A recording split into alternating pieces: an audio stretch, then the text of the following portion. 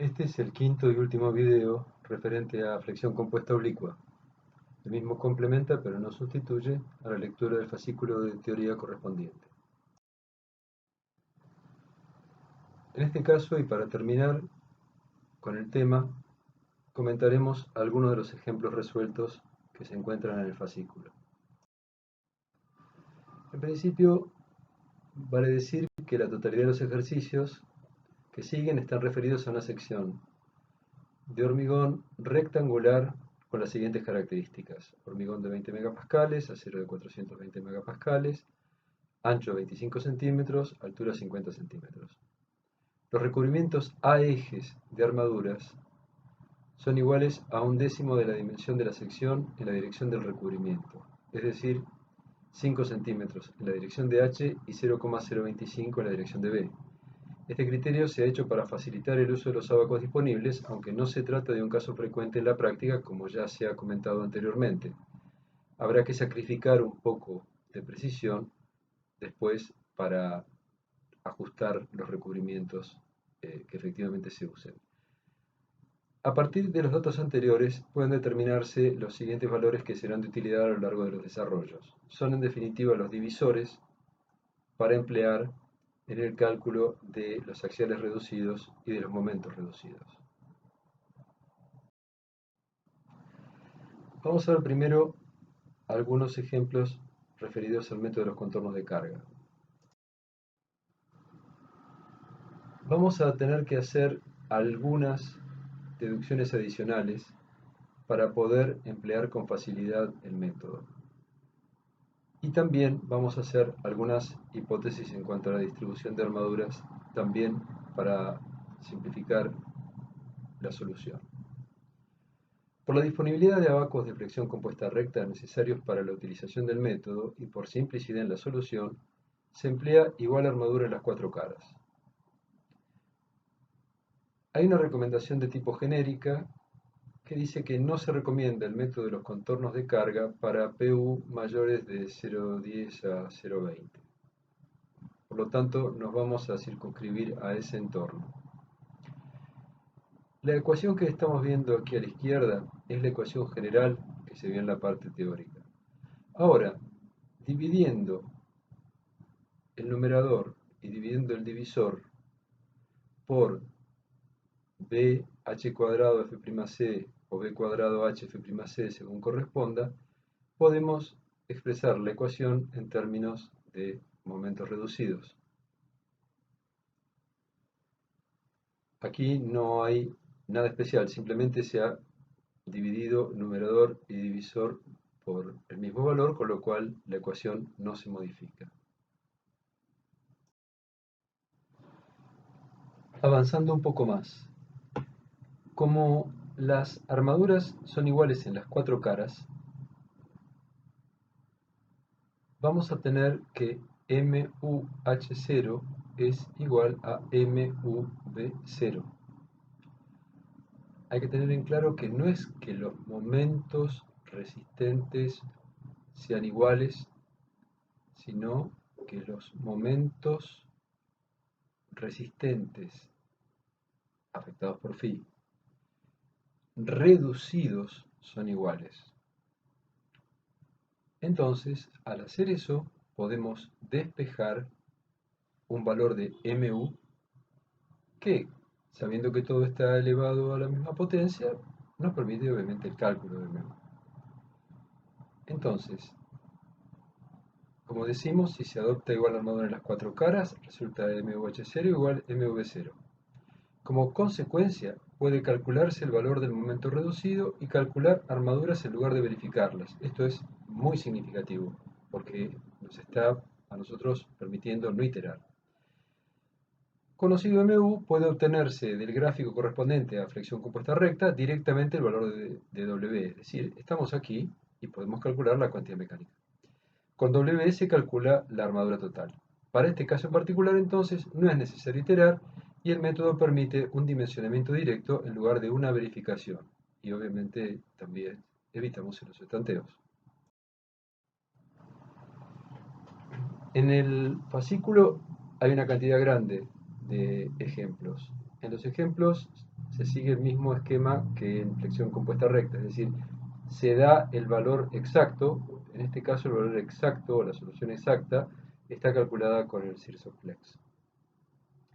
Y entonces se recorren todos los pasos necesarios en cada ejemplo para obtener la cuantía, la armadura total, se la compara con el valor exacto y se obtienen para estos casos precisiones bastante variables. Por ejemplo, estamos viendo que podemos estar subdimensionando la armadura en un valor cercano al 30% en algún caso.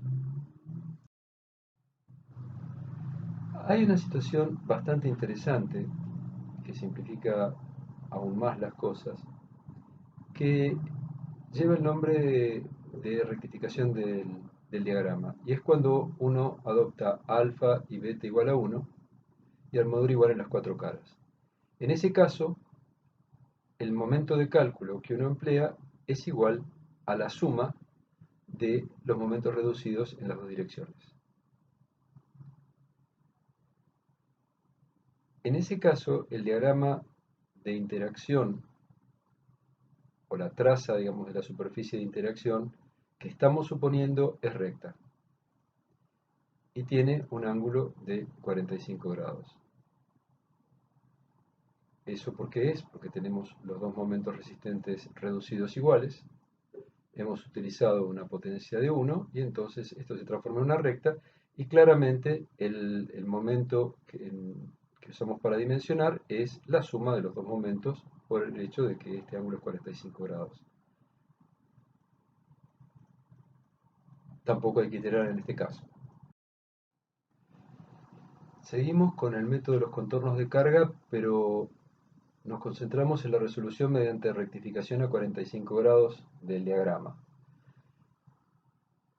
En algún video anterior se ha comentado que este método de rectificación es válido para cualquier nivel de carga, para cualquier nivel de axial reducido.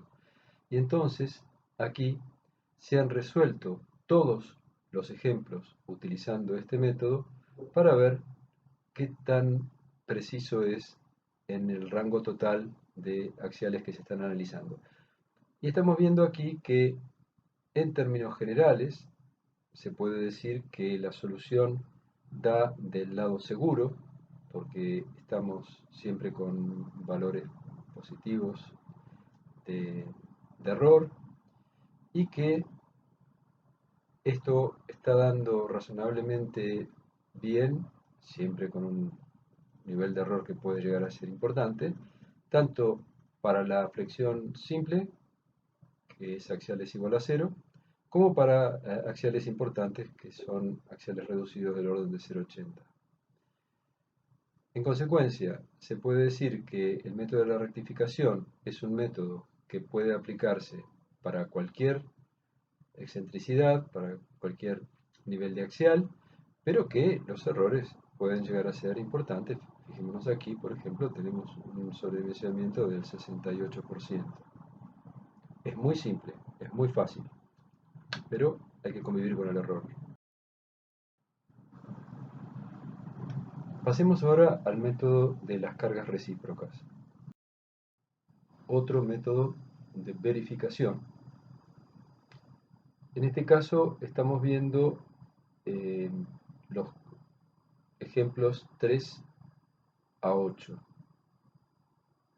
Entonces, el recorrido es siempre el mismo. Tenemos axial, momentos segundos direcciones, calculamos axial reducido, pero ahora necesitamos, para poder entrar a los ábacos de flexión compuesta recta y obtener los valores de axiales necesarios para aplicar la fórmula, hay que calcular las excentricidades relativas en ambas direcciones.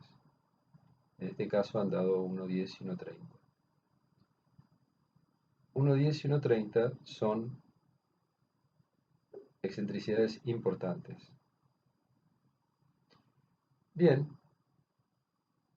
ahora vamos a entrar un poquito en detalle en la próxima diapositiva de cómo se obtienen estos valores y estamos viendo en este caso el resultado, que es un resultado bastante razonable, y si miramos con un poco de distancia todos los resultados, veremos que los resultados en general son bastante satisfactorios, por lo menos para estos ejemplos. Si continuamos para axiales cada vez más grandes, también vemos que los resultados son bastante satisfactorios, eh, con una tendencia al sobredimensionamiento en este último caso. Para los anteriores uno podría decir que los resultados son bastante buenos. Para estos otros casos también podemos decir que los resultados son bastante buenos. Recordemos lo siguiente, para el caso de los contornos de carga estamos utilizando phi 0,90. Para el caso de las cargas recíprocas estamos utilizando los valores de phi correspondientes a columnas simples o a columnas hunchadas según corresponda. Entonces, yendo a un caso concreto. Primero, tenemos la fórmula general que dio Bressler en su trabajo, un poco corregida, porque Bressler no tenía en cuenta los coeficientes phi. Acá en definitiva para nosotros phi es una constante, porque hemos adoptado el phi correspondiente a columnas simples o hunchadas. De modo que podemos reescribir la expresión de esta manera. ¿Qué significa esto? Que el P sub U objetivo es este. Y la aproximación la logramos a partir de tres valores que vamos a obtener del ábaco correspondiente a flexión compuesta recta. Entonces, tenemos un esfuerzo axial, dos momentos, esfuerzo axial reducido, excentricidades reducidas. En definitiva, vamos a obtener, entrando con la curva de cuantía, que la vamos a considerar prolongada, es decir, no truncada, hasta el eje vertical. ¿Por qué? Porque esa intersección nos va a dar PU0, en este caso 0,93. Iría aquí. Luego, tomamos una excentricidad, buscamos la intersección con la curva de cuantía, leemos el valor de P sub U. Buscamos la otra excentricidad, intersección con la curva de cuantía, leemos el otro P sub U. Y estos valores son los que entran aquí en la tabla. Cuando aplicamos estos valores en esta ecuación, obtenemos que P sub U es 0,093. Pero el P sub U objetivo era 0,10, lo que significa que tenemos que incrementar un poco la armadura. Habíamos estimado, en primera instancia, un valor de cuantía. Por ejemplo, 0,60, podría haber sido cualquier otro, ¿no? Pero nosotros primero hacemos una estimación de cuantía y después vamos ajustando, tal como se ha dicho, se trata de un método iterativo. Entonces ahora incrementamos la cuantía 0,70, volvemos a repetir las operaciones y llegamos a un valor de 0,099. Nuestro valor objetivo es 0,10, lo damos por bueno y después cuando comparamos la armadura que dio el método aproximado con la exacta, vemos que el ajuste para este caso es muy bueno. Pasemos ahora al uso de ábacos en roseta. Volvemos a trabajar sobre los mismos valores. Recordemos que los ábacos en roseta, a diferencia de los métodos aproximados que se vieron anteriormente, en primer lugar, no requieren iteración, son de lectura directa. Son, entre comillas, exactos, tan exactos como se aproxime nuestra sección a las condiciones en las que se desarrolló la roseta. Y además, no tienen la limitación de si son mejores cuando los auxilios son grandes o son mejores cuando los auxilios son chicos. No tiene ningún tipo de limitación al respecto. Entonces, en definitiva, lo que está mostrando aquí es que calcularemos P sub U, MUH, MV y leeremos directamente la cuantía en el ábaco. Si vemos los errores correspondientes al trabajo con ábacos, vamos a ver que son siempre mucho menores que los que se han obtenido al aplicar los métodos aproximados. Entonces, yendo al primer ejemplo, calculamos P sub U, MUH, MV, buscamos la intersección de esos dos valores y leemos el valor de la cuantía. Es importante destacar lo siguiente: nosotros aquí tenemos PU igual a 0, es decir, estábamos aquí, que corresponde a un caso de flexión, no hay axil. Recordemos que si no tenemos un valor que corresponda exactamente con alguno de los octantes, tendremos que hacer una interpolación. No olvidemos que es M1 y que es M2, M1 siempre es el mayor de los momentos reducidos y M2 es el menor. Nuevamente miremos el ábaco para estar seguros de que nuestra resistencia de hormigón está cubierta, que nuestra resistencia de acero está cubierta y que el entorno, ya sabemos que no va a ser exacto, de los recubrimientos relativos también se cumpla.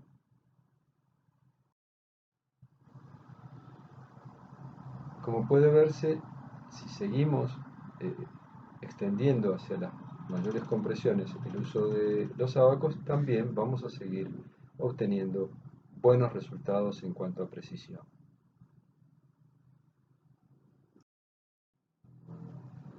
Si ahora vamos al uso de la expresión de Jiménez Montoya,